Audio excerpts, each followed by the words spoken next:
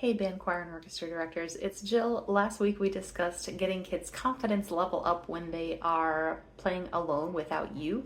And this week I want to talk about how we can give students that same confidence when they're performing on their own in front of their peers. First, in order to create that culture where students feel safe and supported, you'll want to go back and check out our videos on culture in the classroom, dealing with making mistakes and having fun in the classroom. And those will help with some long-term solutions. In today's video, we're going to cover a few short-term and baby step strategies that you can implement today. These are especially important if you work with beginners or young musicians. And anything I talk about here can be used in the context of individual or group lessons, small ensembles, instrumental-like classes, or the large group. You just may have to adapt some strategies. For your first baby step, I recommend starting with a simple game to go down the line of singers or players on a single note. Frame it as a game about time. So you're playing quarter notes or half notes going down player by player, and they will be so busy thinking about coming in at the right time, they're not going to be thinking about playing on their own.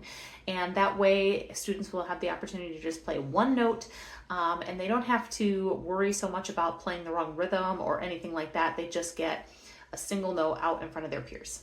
Then as students get more comfortable with that, you can ask them to do rhythm repeats. So you can play a rhythm or sing a rhythm and have them go down the line and repeat it. Number one, they'll get lots of ear repetition.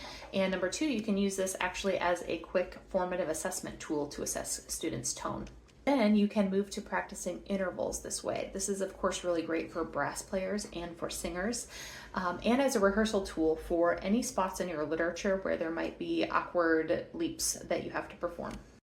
So you might do those intervals of 2 or 3 different notes a bunch of times as a group and then go down the line. And because it's such a short excerpt of the music that you're playing, kids have less time to get worked up and nervous about it. And again, that repetition of hearing it over and over and over is going to be a confidence builder for them.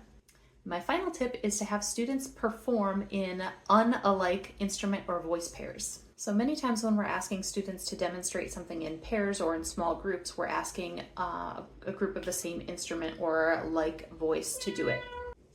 But splitting up those voices will help in 2 ways. Number one, students from different sections are going to be less likely to sit directly next to each other, so that separation is going to be a baby step toward independence. Number two, playing or singing in a different octave or a different tone color is going to help students hear themselves a little bit better instead of 3 of the same instrument playing all the time. So that's a great tip for if you're working on something like rhythm exercises or warm-ups where all the students are performing the same thing, or if there are things in the score where multiple sections are scored the same, such as alto saxes and French horns, you can have one of each section play the same thing, and it helps build that independence a little bit. So those are some of my favorite strategies for building up students' confidence when they're playing on their own in front of their peers. If I missed one that you use all the time, I would love to hear about it in the comments. Catch you next time.